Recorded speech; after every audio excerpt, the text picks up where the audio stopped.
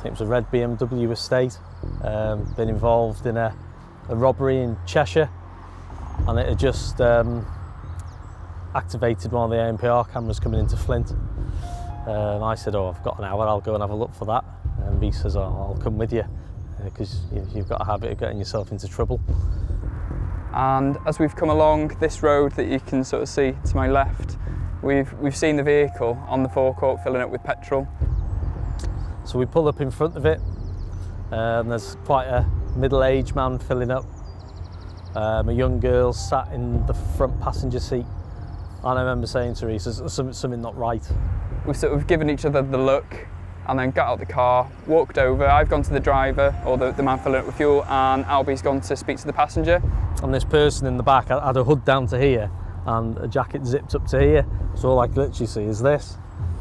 At that point, I think I've been sort of curious, so I've been trying to look at who was in the back as well. I wasn't aware there was anyone there. And as I looked down the side of the car, the door was open, but not fully open, you know, just like they've just done the latch. And I thought, just not happy about this, so I thought, I'll just get him out. So I've opened the door and brought him out with me, and I've stood him with me on the petrol station forecourt. And he was mumbling, and I couldn't understand what he was saying, so I've swapped my hands over and pulled his hood off. When I saw his face, I knew who he was, and I thought to myself then, we are in trouble. We've been told not to approach him, we've been told to call for firearms, he was extremely violent. I knew he was wanted for murder. The information they had that he wanted to kill a police officer, he wanted to be shot by armed officers. That was the information we were aware of. He said something, gone into the car, and then just produced this claw hammer out the back of the car. And I just remember him lifting it up and then bringing it down. And I just remember just turning my head and my shoulders slightly, and it just caught me on the back of the shoulder, back of the neck here. People say it doesn't happen, but it does, that your life flashes before you. You see your better half, your children, all 5 of them, your mum and dad, place it all literally just come through in like a nanosecond, and it's like, you know, we're in trouble here. Managed to bundle him back into the car, and that's when then he's just been using the hammer then to hit my arm, my hands, this arm. I don't know how many times he hit us, to be honest with you. But I remember him deliberately turning the claw hammer around and then hitting my hand with the claw end. And I remember thinking, well, I'm not going to look at that, because if I look at that, it's going to put me off. And then he sat up.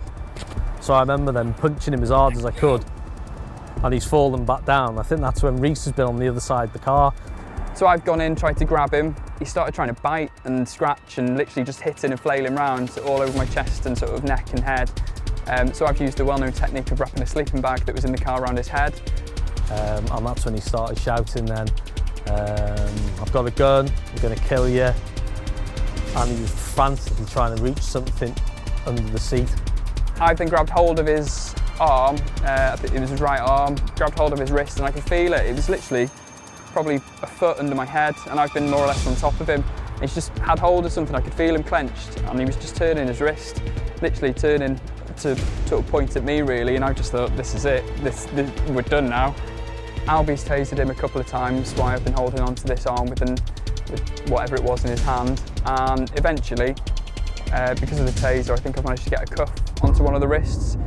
And that's when I've seen Rhys. He's had him on the floor around the back of the car. I remember Rhys saying to me, it's him, isn't it? And I go, yeah, it is, yeah. So he arrested him. It's probably one of the days that I can say to myself, for Rhys and I, we actually made a difference that day, because we stopped probably somebody else being murdered.